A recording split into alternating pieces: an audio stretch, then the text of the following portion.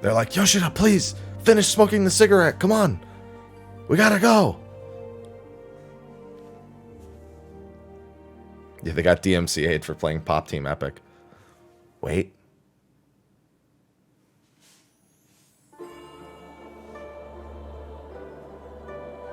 That's another moon. We were told there would be more moons. That's another 2 moons, technically. Small moon in the back. Oh, Nafika!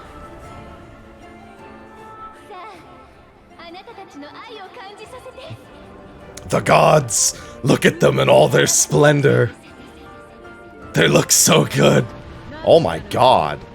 Well, gods. That's cinematic as heck. Look at all the tree branches raising all the platforms. There's the dungeon. Oh, there's a stampede.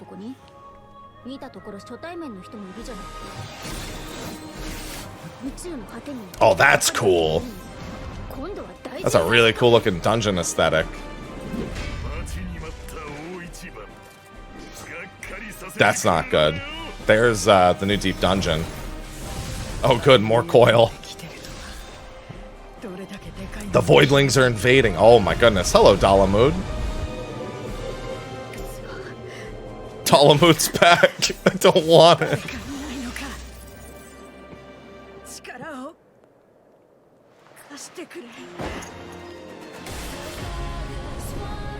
Oh, this is Nafika's theme.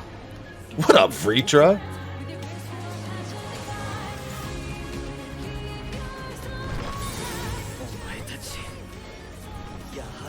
Hello, Nafika. Nafika with a scythe.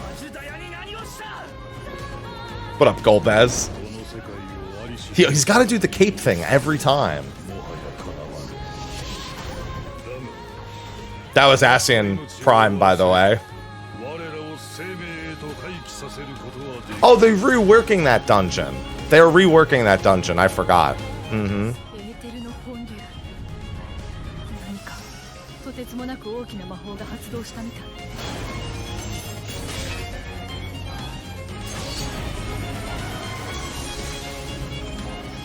God, these bosses are so cinematic. Halone. Halone ain't messing around here.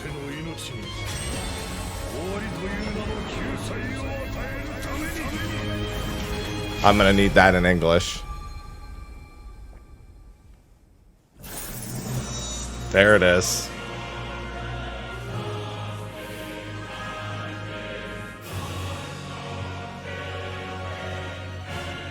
Be very scared.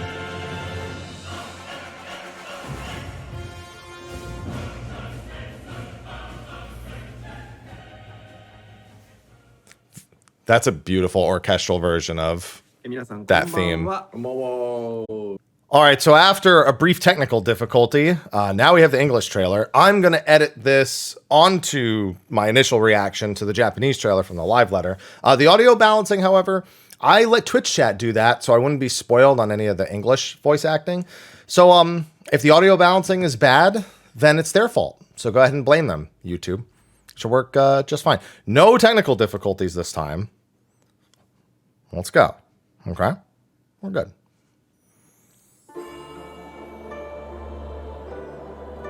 At last the time has come. Minfina's twin moons. Quite literally in this case.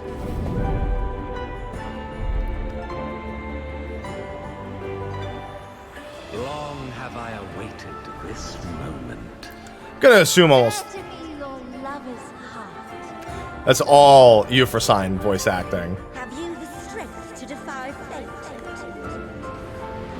Yes. The fury shall test your strength of spirit. That's Halone. Yeah, if in case there was any question about it, Halone. The Fury. My friends, 'tis good to see you again. But enough about events here. What brings you to us? And with new company besides. Oh, you're gonna love her. The 13th. I thought you'd keep your escapades closer to home for a while. No. Oh, I've been waiting so long. Don't disappoint. I don't remember whose voice that was. How big must the gate be for their light to come through? That's Zero. Too weak. Help me. Someone. Please.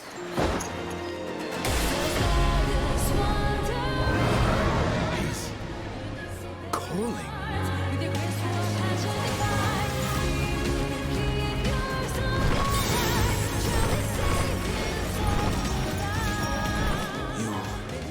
What have you done to us, Daya? Oh, you don't want the answer to that. World will never be ours again.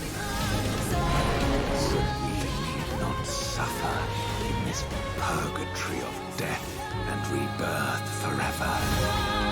Oh, he wants to be mortal.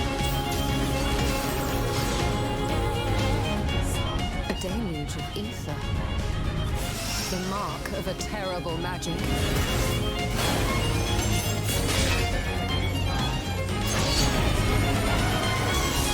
Join me, and together we shall seek the promised land, a glorious kingdom of light, wherein all may know death's sweet embrace.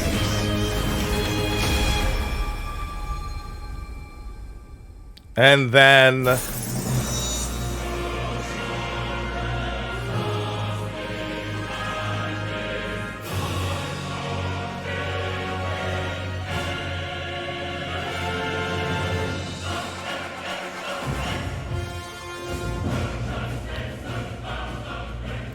God, that Omega theme is so good. So there's a couple of voices I don't recognize. One might assume those are the voices of the fiends. One either Cagnazzo or Rubicante.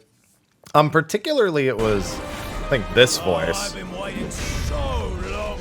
Don't disappoint. I've been waiting so long. I mean, who else would be waiting? Like, it's the only name, unless it's a voice from like a character from before that we're going to be seeing again that I don't recognize. That almost screams to me one of the remaining two Archfiends. But I don't feel confident in that. Is that, yeah, I don't remember the voices of Cagnazzo because we've heard them because we have a scene that has Cagnazzo, Rubicante, and Golbez voiced.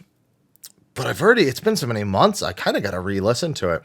It makes the most sense to be one of the Archfiends. And Cagnazzo with the twins. Yikes.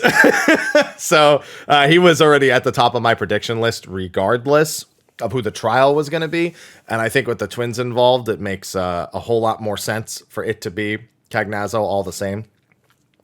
We get to hear all the voices of the different characters from Euphrosyne early. I will say, they actually did a pretty good job picking lines that aren't too decipherable. Like the scene with Zero kind of running out of her ether. We don't know that those match up 1-to-1 very regularly. That's like a red herring situation, but at the very least, they're set up quite well to make it seem like, even on the source with all the ether, that like Zero is just constantly bleeding and like needs to eat more ether than she can regularly expend. Now, there's another couple of spots that are quite interesting. I love this scene of the thing just rolling down the mountainside. Or is it rolling down? Yeah, I mean, that's what it looks like. The 13th. No, it's actually rolling up. That's what I had to double check. I was like, no, that actually is going up the mountain, not down the mountain, as much as my sensibilities would tell me it would be otherwise. Yeah, the flashback scene to when all of the other heroes were being taken over on the 13th. So that'll be a fun little dive back. Eureka stuff. And then we had this. Big must the gate be for their light to come through? Gate be for their light. How big must the gate be for their light to come through? It almost sounds like Golbez is trying to convince Zero to come back. Because Zero, it almost sounds like is contemplating the idea of the 13th kind of just like taking the light from other locations. I mean, people have long suspected that either Eden or the First would play a vital role in potentially restoring the 13th. But with it sounds like Golbez, all Golbez wants is death. It's like the polar opposite to what Xande wants. Xande wanted immortality, and Golbez seems to be more like he's just sick of living in this like deathless realm. He wants to die, but it seems like he wants everyone to die. So it's like it's similar goals, mildly overlapping with him and Xande. Someone. Please.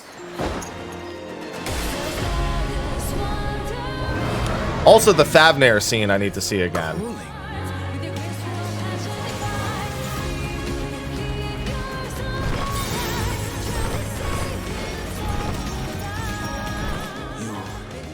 What have you done to Asdaya? Yeah, we're gonna find out that Asdaya. I think Vricha and Asdaya will meet again, but Asdaya is gonna be the twisted shadow dragon that we've come to expect. I mean, Golbez has a pet shadow dragon.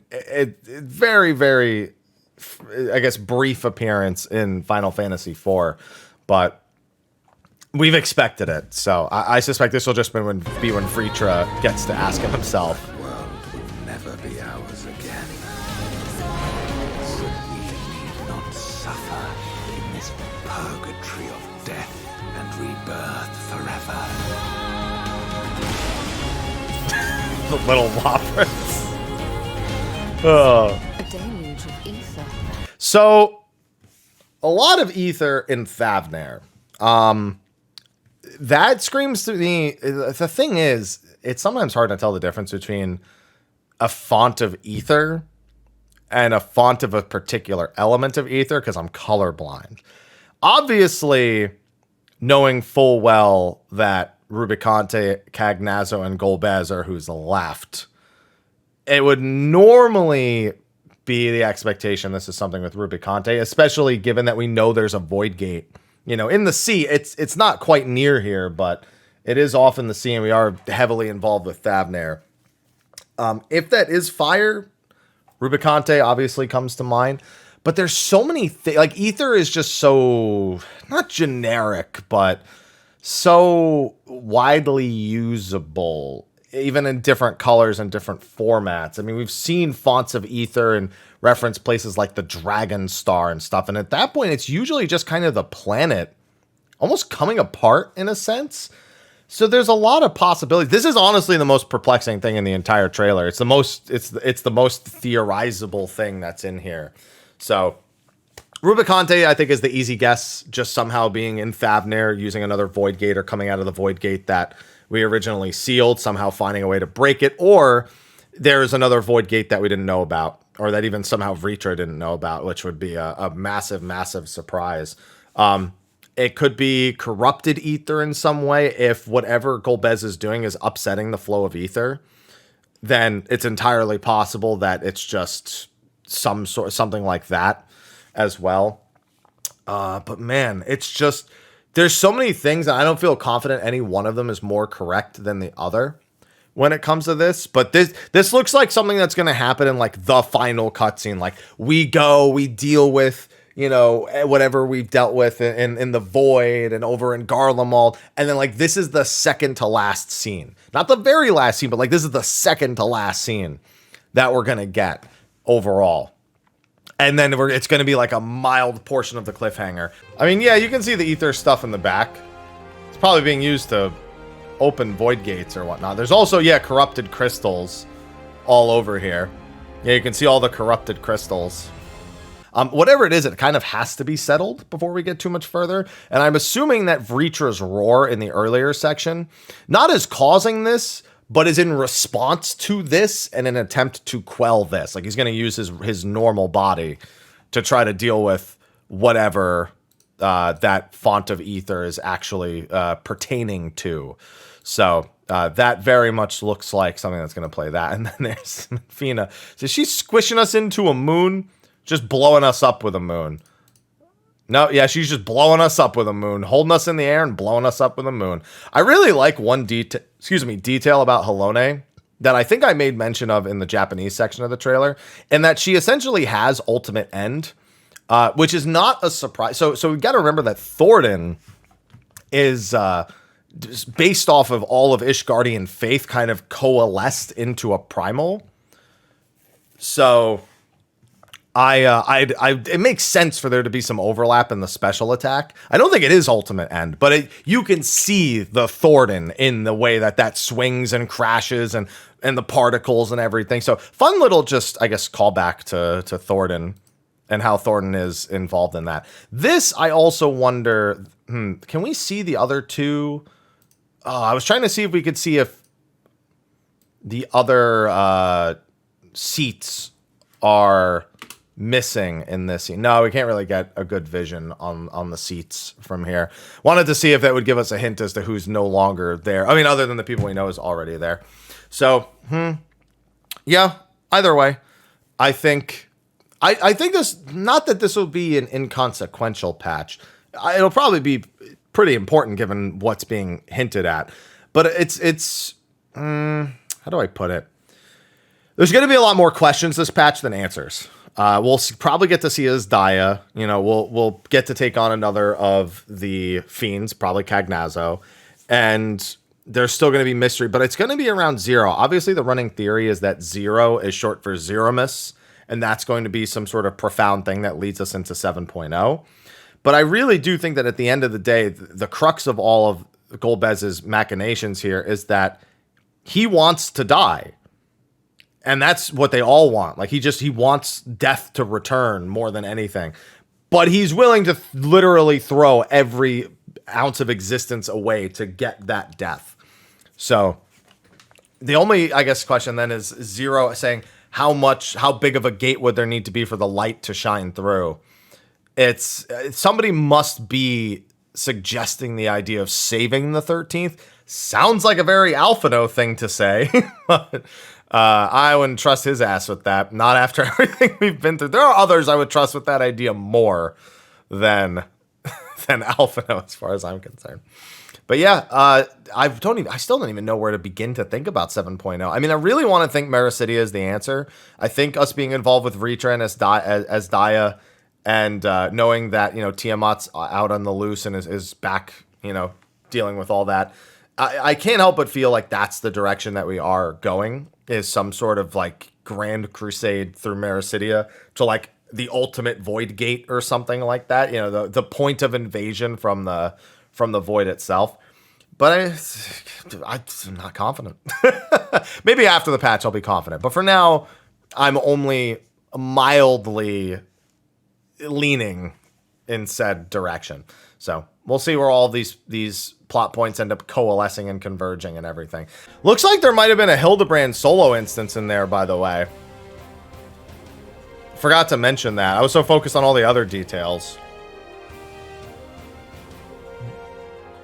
It's hard to tell if it's a solo instance or if it's just them doing the crazy camera angles, because it looks, yeah, when Godbert's running around, it looks like he's dodging AoEs. And also he beats up some, I think he AoEs a bunch of mobs too. Maybe it's a solo instance for the Manderville weapon. Yeah, there you go, see? I guess the question is, what else can I tell? Yeah, see? And then see? Oh yeah, look, you can see the AoEs and stuff. There you go. Yeah, see, he's dodging AoEs right here.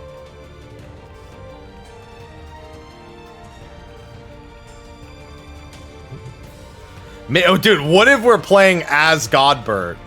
Yeah, because look, this is an instance gate right here. See? Yeah, I think this might be an instance for the Manderville weapon. But with that, I'm going to just edit this into the other video. And on YouTube side, that means I'm wrapping up. Twitch side, we're going to keep going as per usual. But thanks for watching. Let me know what your thoughts are in the comment section of the video below. And I'll see you in the next one. I'm sure I'll have plenty of videos coming out for the foreseeable future. So take care on the YouTube side.